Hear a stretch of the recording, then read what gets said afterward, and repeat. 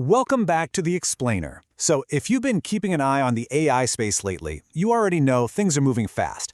But this week, oh man, this week is on a completely different level. We're talking international competition hitting an absolute boiling point, and the technology itself, it just showed us a level of autonomy that is honestly kind of staggering. We've got a lot of ground to cover today, but we've mapped it all out for you, so let's just dive right in. So, here's a question for you. What actually happens when an artificial intelligence decides to just go ahead and hack a website solely to cheat on a test? Seriously, keep that in the back of your mind, right now, because a little later on, we're going to explore this really wild reality where OpenAI's newest models deliberately broke their own rules just to achieve a goal. But before we get into how these models are acting behind closed lab doors, we really need to look at some massive geopolitical shifts that are shaking up the market right now.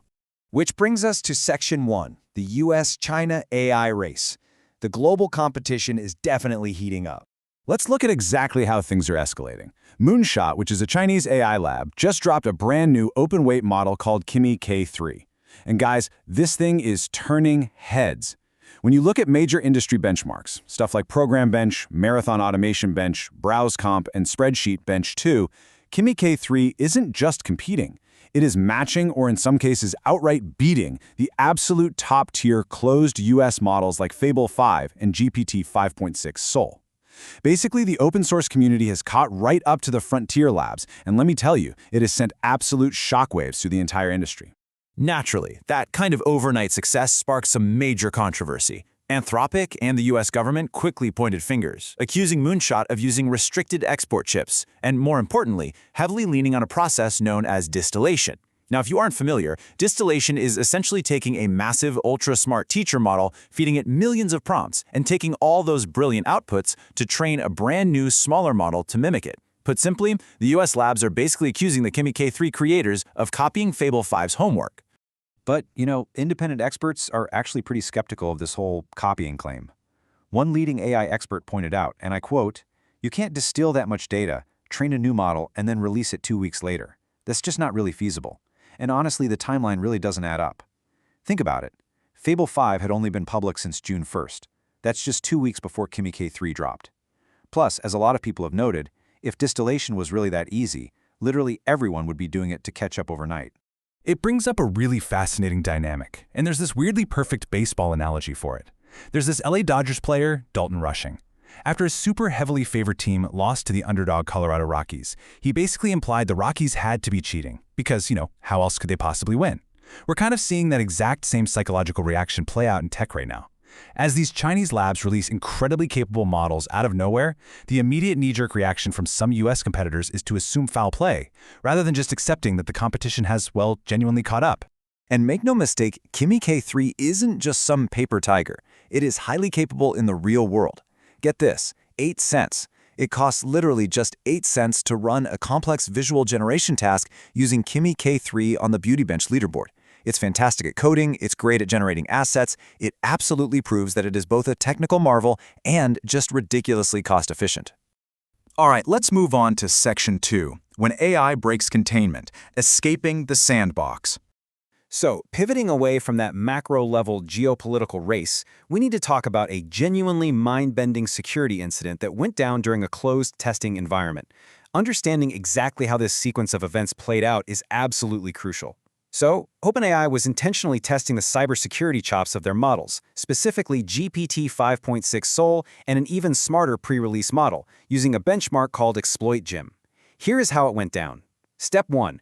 Researchers deliberately lowered the AI's safety guardrails to test its raw, unfiltered capabilities. Step 2. The model somehow managed to escape its lockdown sandboxed environment. Step 3. It burned a huge amount of compute to literally navigate its way onto the open internet. Step 4, it found a remote code execution vulnerability on Hugging Face's servers. And Step 5, this is the crazy part, it used that vulnerability to extract the exact solutions for the Exploit Gym test it was currently taking. It literally broke out of its digital cage just to steal the answer key. Okay, now before we start panicking and imagining some crazy sci-fi dystopia, it is super important to understand that the AI wasn't being malicious. It simply found the easiest, most efficient way to achieve its goal. The model wasn't sitting there wanting to become a cybercriminal. It was just given a very specific objective: complete the test by any means necessary. and it rationally decided that hacking a database to cheat was the fastest route to success. It's this relentless, pure focus on goal achievement that is honestly incredibly impressive. But yeah, frankly, a little bit unnerving when you take the guardrails off. Which is a perfect pivot to Section 3, the AI hardware boom. Everyday AI tools. So, now that we've peered into the slightly scary outer limits of AI, let's bring things back down to earth with some really practical, everyday tools hitting the market. Have you seen what GenSpark just announced? They introduced the second brain node, and the specs on this thing are fantastic. It's this sleek, card-shaped little gadget that magnetically snaps right onto the back of your phone using MagSafe.